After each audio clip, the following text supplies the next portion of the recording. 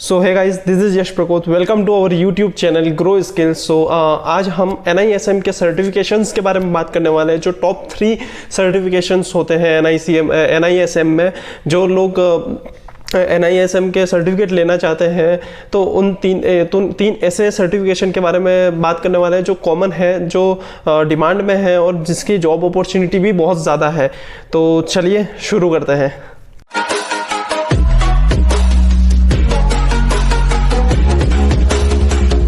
Basically हम आज सबसे पहले NISM का जो रिसर्च एनालिस्ट सर्टिफिकेट है उस चीज़ के बारे में हम बात करने वाले हैं। अगर आपको रिसर्च एनालिस्ट बनना है तो आपको डिफरेंट इंडस्ट्रीज़ होती है, डिफरेंट सेक्टर्स की इंडस्ट्री होती है, उनके बारे में आपको डाटा जो होता है वो एनालाइज करना रहता है। जो हिस्ट्री में उन कंपनीज़ में जो परफॉर्म करा है, जो प्रेजेंट में वो कंपनीज़ परफॉर्म कर रही है, उनका प्रॉफिट लॉस, ये सब चीज़ें एनालाइज करना रहती है डाटा के ज़रिए।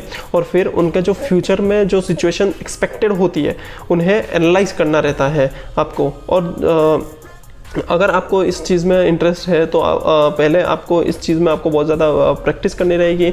और अगर आपको ये चीज़ में जाना है तो आपको जो स्किल्स पे काम करना पड़ेगा वो है प्रेजेंटेशन स्किल्स होती है, अकाउंटिंग आपकी बहुत अच्छी होना चाहिए, आपकी राइटिंग स्किल्स बहुत ज़्यादा अच्छी होना चाहिए।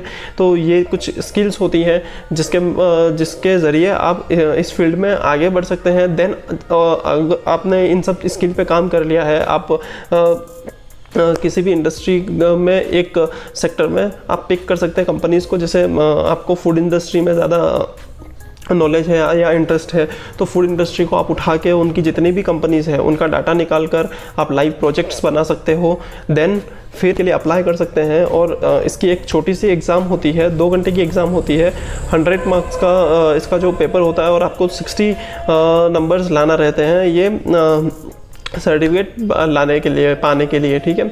और इस सर्टिफिकेट की ड्यूरेशन एक्सपायरी 3 साल की रहती है। 3 साल के बाद आपको वापस से इसे रिन्यू करना रहता है। और ये सर्टिफिकेट जब आपके पास आ जाता है देन आप एलिजिबल होते हैं किसी एक फर्म में काम करने के लिए। आप वहाँ पर अप्लाई कर सकते हैं अपनी जॉब के लिए।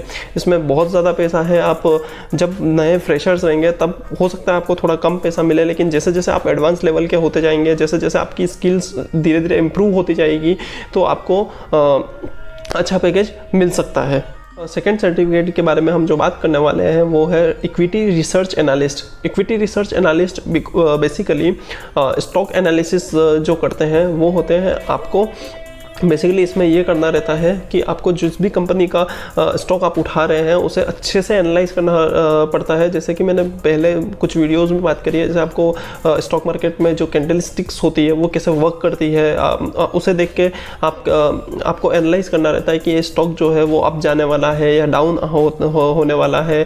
आप जिस भी कंपनी का स्टॉक देख रहे हैं उसका फंडामेंटल्स आपको पता होने चाहिए, उनकी जो फाइल्स होती है, उनका हिस्टोरिकल डाटा होता है, उसके ज़रिए आपको ये पता लगा ना रहता है कि ये जो कंपनी है वो आगे आने वाले 2, 4, 6 दिन में या महीने भर में, 2 महीने में कैसे परफॉर्म करने वाली है, क्या नए डिसीजंस लेने वाले हैं कंपनीज़ वाले। तो इन सब चीज़ों के बारे में आपको नॉलेज होना चाहिए। इसमें आपको बहुत ज़्यादा प्रैक्टिस लगेगी, लेकिन अगर ये आपको स्किल्स आ गई तो आपके लिए बहुत ज़्यादा बेनिफिशियल रहेगा। देन आपने ये सब स्किल सीख ली, स्टॉक मार्केट में एनालाइज करना आपने सीख लिया, फंडामेंटल्स देखना आपको कंपनीज़ के आ गया। देन आप इस सर्टिफिकेट के लिए अप्लाई करना पड़ेगा। सबसे पहले जॉब लेने से पहले आपको ये सर्टिफिकेट के लिए अप्लाई करना पड़ेगा। जब आपने ये सर्टिफिकेट क्लियर कर लिया, इसमें भी सेम 100 मार्क्स का पेपर होगा, आपको 60 मार्क्स होना चाहिए आपके। और फिर आपको ये सर्टिफिकेट क्लियर हो जाता है, 3 साल के लिए एलिजिबल रहते हैं आप। इसके बाद आपको फिर से रिन्यू करना रहता है। एक बार आपके पास ये सर्टिफिकेट आता है देन फिर आप किसी भी कंपनी में जॉब के लिए अप्लाई कर सकते हैं कि आप as a research analyst, as a equity research analyst, ठीक है। इसमें काम ये रहता है कि आप जो भी कंपनीज़ होती है, जो फर्म्स होती है बड़ी बड़ी, उसमें जो इन्वेस्टर होते हैं उनको आपको स्टॉक रिकमेंड करना रहता है कि हाँ आप ये स्टॉक आप पिक कर सकते हैं, आपके पोर्टफोलियो में ऐड कर सकते हैं, ये कुछ टाइम बाद आपको प्रॉफिट दे के जाएगा। तो बेसिकली इक्विटी रिसर्च एनालिस्ट का यही काम रहता है। तो आपको अगर इसमें इंटरेस्ट है तो आप ये सर्टिफिकेट ले सकते हैं। नंबर पे जो हम सर्टिफिकेट के लिए बात करने वाले हैं वो है mutual fund distributor. Mutual fund distributor basically वो होते हैं, जैसे कि हम कभी किसी म्यूचुअल फंड के बारे में आपने सुना होगा, किसी यूट्यूब चैनल पे सुना होगा। बेसिकली अगर आप ये वीडियो देख रहे हैं तो आप स्टॉक मार्केट के लिए थोड़ा सीरियस होंगे या इंटरेस्टेड होंगे, ठीक है, तो आपने म्यूचुअल फंड के बारे में भी सुना होगा।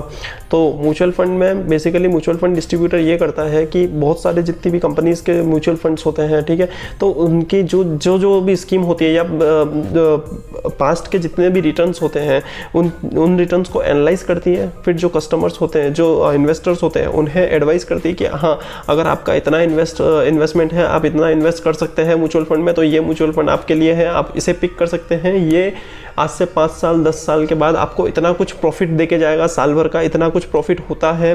तो बेसिकली यही होता है कि mutual fund distributor mutual fund को डिस्ट्रीब्यूट करता है इन्वेस्टर्स को। और अगर आप इस चीज़ में आप इंटरेस्टेड हो, बेसिकली ये थोड़ा सा मार्केटिंग टाइप का होता है कि आपको किसी भी म्यूचुअल फंड की थोड़ी मार्केटिंग करना रहती है। तो आपकी कम्युनिकेशन स्किल्स अच्छी है, आपका थोड़ा बहुत डाटा एनालाइज भी अच्छा है, ठीक है, तो आप इसे पिक कर सकते हैं। देन इसका भी सेम है, आपको NISM का सर्टिफिकेट लेना पड़ेगा। पहले अपनी स्किल्स पे काम करो, फिर आप NISM का सर्टिफिकेट लो, देन आप किसी जॉब के लिए अप्लाई कर सकते हैं। तो तीनों जिन भी सर्टिफिकेट के लिए हमने बात करी, तीनों बहुत ज़्यादा बेनिफिशियल है, बहुत अच्छा पैसा है इसमें। बट अपना जो सर्टिफिकेट लेना इज़ नॉट मेन टास्क। हमारा काम ये रहता है कि सर्टिफिकेट आपको थोड़ा सा प्रैक्टिस करने के बाद, 6-8 महीने की प्रैक्टिस के बाद, हो सकता है आपने शुरू में कुछ पहले पढ़ रखा हो या आपने पहले प्रैक्टिस कर रखी हो, तो 3-4 महीने में आपका ये जो सर्टिफिकेट्स हैं वो क्लियर हो जाए। देन बट आपको जब जॉब में जाते हैं तो आपको जो पैकेज होता है वो बहुत कम रहता है, क्योंकि आप फ्रेशर्स होते हैं, ठीक है। थर्ड चीज़ ये होती है कि आपको हमेशा इस फील्ड में खुद को प्रूव करना रहेगा, ठीक है। स्ट्रेस मैनेजमेंट आपको बहुत अच्छा होना चाहिए। तो अगर आप में ये एबिलिटीज़ है, आप खुद को हमेशा प्रूव कर सकते हैं और आप स्ट्रेस अच्छे से मैनेज कर सकते हैं, आप कम्युनिकेट अच्छे से कर सकते हैं।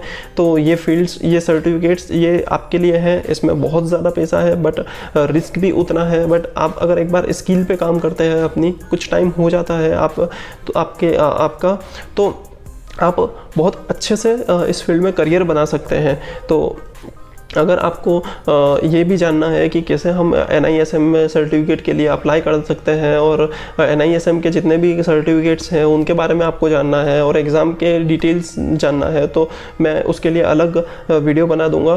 तो आप कमेंट सेक्शन में बता दीजिएगा। तो बस आज के लिए इतना ही, धन्यवाद।